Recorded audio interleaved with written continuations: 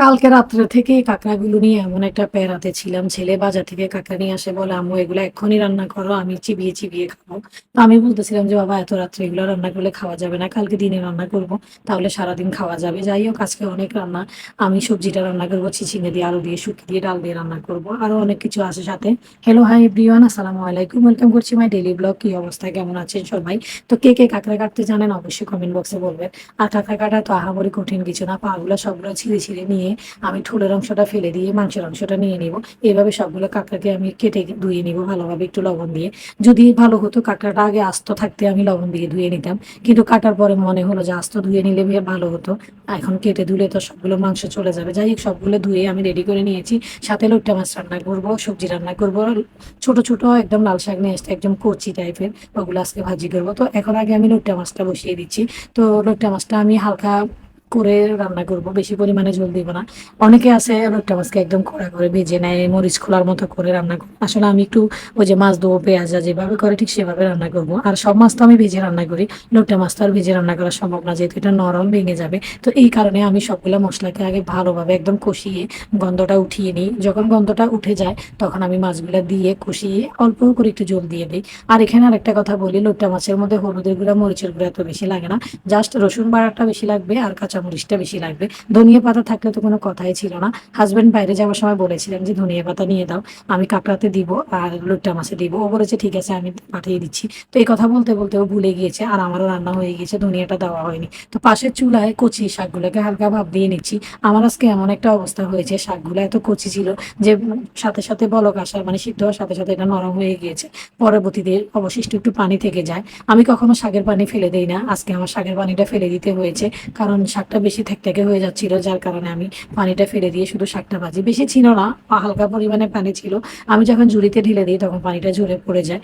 তো এই তো আমার লোট্টা মাছটা হয়ে গিয়েছে মাখা মাখা, একদম ঝোল থাকবে না, মাখা মাখা। এখন নামিয়ে আমি কাঁকড়াটা বসাবো। আজকে দুপুরে যখন হাজবেন্ড খেতে বসেছে আমি ওকে বলেছি কাঁকড়া খাবো না, কাঁকড়াটা অনেক মজা করে রান্না করেছি। ও বলতেছে তুমি নাকি কাঁকড়া রান্না করতে পারো, আমি তো আর শুনিনি। কাঁকড়া রান্না করতে হলে তোমার রাঁধুনি থেকে ট্রেনিং নিতে হবে, তারপর তুমি কাঁকড়া রান্না করতে পারবা। তোমার মতো কি কাঁকড়া রান্না করবে সেটা আমি খেতে পারবো নাকি? আমি বলতেছি তুমি একটু খেয়ে ট্রাই করে দেখো আমার কাঁকড়াটা হয়েছে কিনা। খাওয়ার আগে যদি মন্তব্য করো তাহলে কিভাবে হবে? যাই হোক ওর সাথে আমার এই কাঁকড়া রান্না নিয়ে অনেক দুষ্টামি। তো যাই হোক ওর ডুবাই থাকা অবস্থা আমি আরো 2-3 বার কাঁকড়া রান্না করেছি। কাঁকড়া রান্না করতে আহামরি কিছুই লাগে না, সব মাংসের মশলাগুলো প্রয়োজন হয়। তো এখন আমি বেশি করে পেঁয়াজ দিয়ে দিয়েছি, রসুন কুচি দিয়ে দিয়েছি। কাঁকড়াতে মাস্ট রসুন কুচি দিতে হবে। পরবর্তীতে একটু ঝোল দিয়ে সেখানে হলুদ বাটা, মরিচ বাটা, পেঁয়াজ বাটা এবং কি আদা রসুন বাটা সবকিছু দিয়েছি। মাংসের যত মশলা সব ব্লেন্ডার করা বাটানা দিয়েছি এবং কি ডিপ ফ্রিজে ফ্রোজিং করা টমেটোও দিয়ে দিয়েছি। এখন ভালোভাবে কষানো হয়ে গেলে আমি কাঁকড়াটা দিয়ে দিব। এখানে আমি কাঁকড়া তো সেম ভাবে আমি লোট্টা মাছের মতো রান্না করেছি। কাঁকড়ার মধ্যে বেশি করে কাঁচামরিচ দিয়েছি, লাল মরিচের গুঁড়ো কম দিয়েছি। তো এখন আমি হলুদও কম দিব, হালকা করে হালকা কালার করে রান্না করবো, শুধু কাঁচামরিচের ঝালটা বাড়িয়ে দিব। লোট্টা মাছটা যেভাবে আমি ঝাল করে কাঁচামরিচ দিয়ে রান্না করেছি ঠিক সেইভাবে। এখন এই মশলার মধ্যে আমি ভালোভাবে কাঁকড়াগুলোকে কষিয়ে নিচ্ছি। কাঁকড়া মাছ রান্নাটা পুরো চিংড়ি মাছের মতো, চিংড়ি মাছটা ভাজতে হয়। এখন ইদানিং দেখি আমি চিংড়ি মাছও ভাজে না, এইভাবে কষিয়ে কাঁকড়ার মতো রান্না করে। চিংড়ি মাছও ভাজার প্রয়োজন হয় না, কাঁকড়ার মতো রান্না করলে লাল লাল হয়ে মজা হয়ে যায়, কিছুই করা লাগে না। তো অনেকে আবার দেখেছি কাঁকড়াকে একটু ভেজে রান্না করতে, তো আমি ভাজিনি, আমি কষিয়ে রান্না করেছি। একটু টমেটো সস দিয়ে দিচ্ছি, আমি আবার লেবু আর হালকা একটু চিনিও দিয়েছিলাম, সেটা আসলে ভিডিওতে আসেনি, দেখা যায়নি। তো যাই হোক একটু লেবু আর একটু চিনি দিলে টেস্ট আরো বেশি বাড়িয়ে যাবে। তো এখন আমার কাঁকড়াটা হয়ে গিয়েছে, আমি এখন কাঁকড়াটা নামিয়ে দিব। অনেক মজার এবং সুস্বাদু ছিল।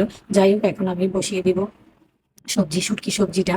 তো আমার হাসবেন্ড বলেছিল এত কিছু রান্না করলে সবজির প্রয়োজন নেই, তবুও আমার কাছে কেন মনে হয় এই কয়টা তরকারিতে আমার হাসবেন্ডের কখনো হবে না, ও সবজি মাছটা লাগবে। যখন খেতে বসবে বলবে যে আমার খাওয়া পরিপূর্ণ হয়নি, আজকে সবজি ছিল না, খাওয়াটা কেমন যেন হয়েছে, সবজিটা থাকলে ভালো লাগতো খেতে। যাই হোক এখন আমি সবজি বসিয়ে দিচ্ছি, সাথে ডাল থাকবে, শুটকি থাকবে। আর আমার হাসবেন্ড অসুস্থ ছিল, ডাক্তার দেখিয়েছে। তো ডাক্তার বলেছে ওকে লাল চালের ভাত এবং কি লাল রুটি খাওয়ার জন্য। এখন আমার ছিল আগে ডায়েট করা অবস্থায় বড় ছেলে লাল রুটি লাল চালের ভাত খেত।